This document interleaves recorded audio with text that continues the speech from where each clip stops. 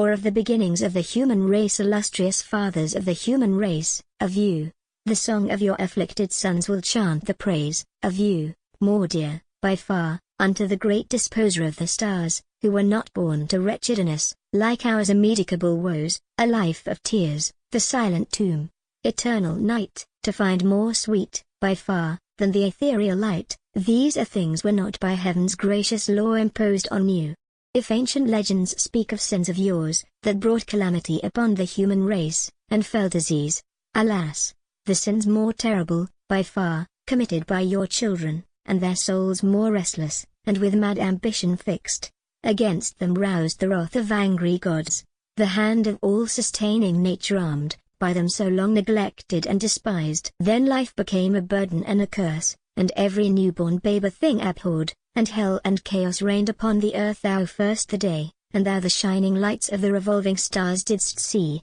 the fields, and their new flocks and herds. O leader old and father of the human family, the wandering air that o'er the meadows played, when smote the rocks, and the deserted vales, the torrent, rustling headlong from the Alps, with sound, till then, unheard, and o'er the sites of future nations, noisy cities, yet unknown to fame, a peace profound, mysterious reigned, and o'er the unplowed hills, in silence, rose the ray of Phoebus, and the golden moon. O world, how happy in thy loneliness! Of crimes and of disasters ignorant, oh, how much wretchedness fated in store for thy poor race, unhappy father! But a series vast of terrible events behold, the fields, scarce tilled, with blood are stained, a brother's blood, in sudden frenzy shed. And now, alas, first hears the gentle air the whirring of the fearful wings of death, the trembling fratricide, a fugitive, the lonely shades of voids, in every blast that sweeps the groves.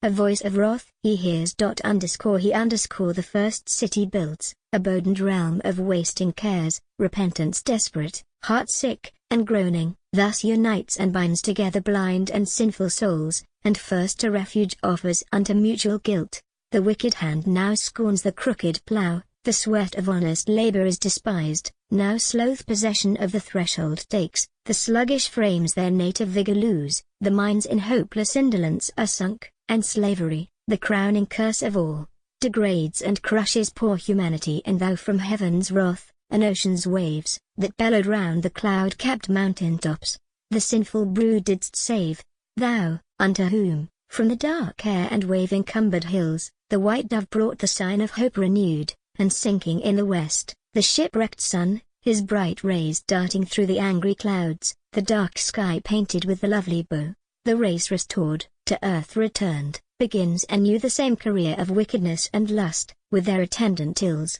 Audacious man defies the threats of the avenging sea, and to new shores and to new stars repeats the same sad tale of infamy and woe. And now of thee I think, the just and brave, the father of the faithful, and the sons thy honored name that bore. Of thee I speak, whom, sitting, thoughtful, in the noontide shade, before thy humble cottage, near the banks, that gave thy flocks both rest and nourishment, the minds ethereal of celestial guests with blessings greeted. And of thee, O son of wise Rebekah, how at eventide, in Aaron's valley sweet, and by the well, where happy swains in friendly converse met, thou didst with Laban's daughter fall in love, love, that to exile long, and suffering, and to the odious yoke of servitude, thy patient soul a willing martyr led. O, surely once, for not with idle tales and shadows, the Onian song, and voice of fame, the eager listeners feed, once was this wretched earth more friendly to our race, was more beloved and dear,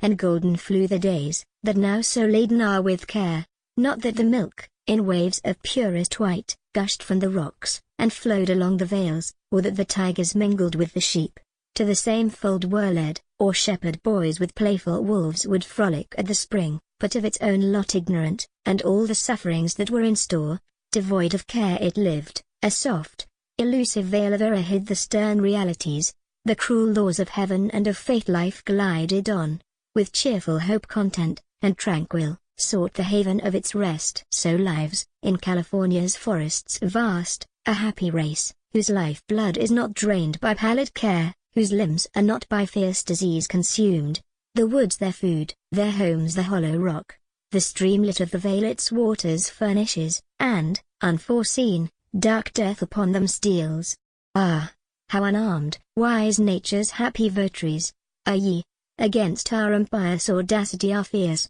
indomitable love of gain your shores, your caves, your quiet woods invades, your minds corrupts, your bodies enervates, and happiness, a naked fugitive, before it drives, to earth's remotest bounds,